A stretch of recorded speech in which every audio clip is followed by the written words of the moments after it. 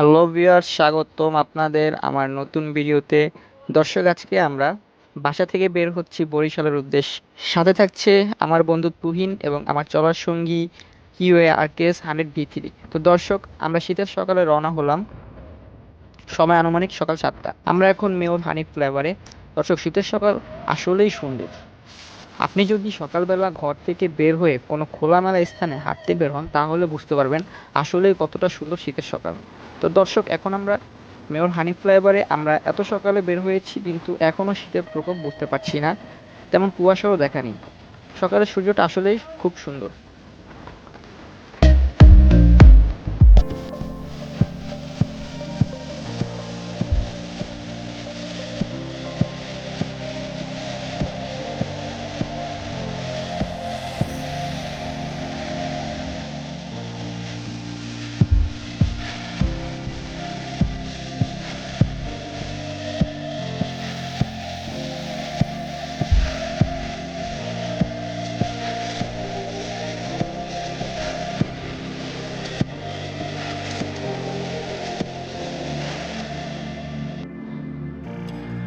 আমরা পোস্তগোলা ব্রিজে প্রবেশ করার পর যা দেখলাম, সত্যিই আমি শিহরিত।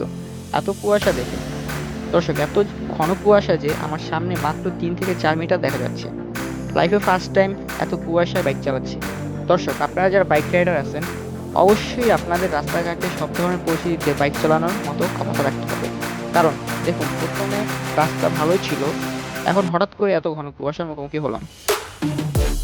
কুয়াশার মধ্যে অবশ্যই আপনার চোখ কান খোলা রাখতে হবে এবং বাইকের পার্কিং লাইট জ্বালিয়ে বাইক চালাবেন। আর হ্যাঁ, ইমার্জেন্সি সুইচ অবশ্যই ব্যবহার করবেন, যেন আপনার বাইকের অবস্থান বোঝা যায়।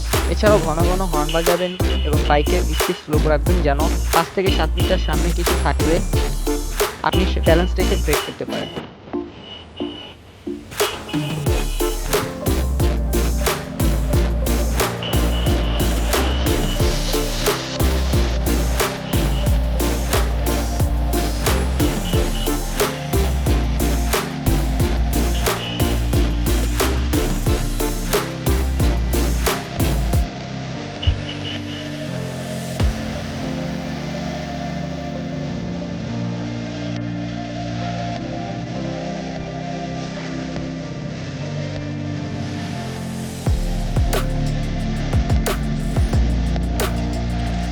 তো দর্শক, আমরা 7টার সময় রওনা দিই এবং কুয়াশার কারণে মাওয়া আসতে প্রায় 1.5 ঘন্টা সময় লেগে যায়।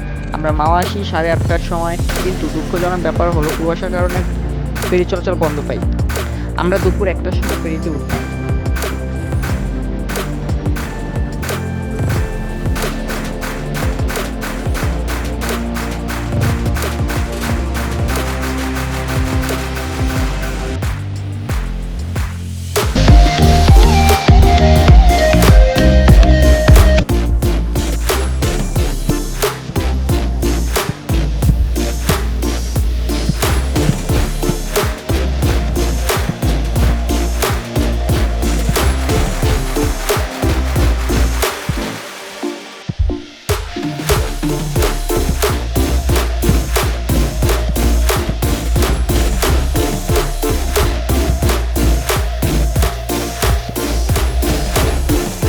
দর্শক, আমরা এখন পদ্মা ব্রিজ টু ভাঙ্গা হাইওয়েতে।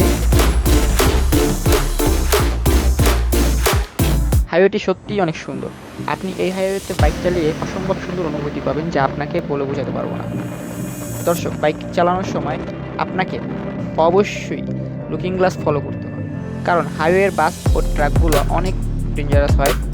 আপনাকে কোনো হর্ন বা সিগন্যাল না দিয়েই অনেক সময় উচ্চ গতিতে আপনার গা ঘেঁষে ওভারটেক করে চলে যায়। ঠিক তখন দেখা যায় বাস যাওয়ার ফলে যে বাতাসের একটা ধাক্কা, সেটা আপনাকে ইনব্যালেন্স করে দিতে পারে, ফলে আপনি বড় কোনো দুর্ঘটনায় পড়তে পারেন। তাই অবশ্যই হাইওয়েতে বাইক চালানোর সময় চোখ কান খোলা রাখতে হবে এবং লুকিং গ্লাস অবশ্যই ফলো করতে হবে। আমার বন্ধু তো তার ভালো লাগার আবেগ ধরে রাখতে পারেনি, তাই সে হেলমেট খুলে একটু খোলা হাওয়া খেয়ে নিচ্ছে।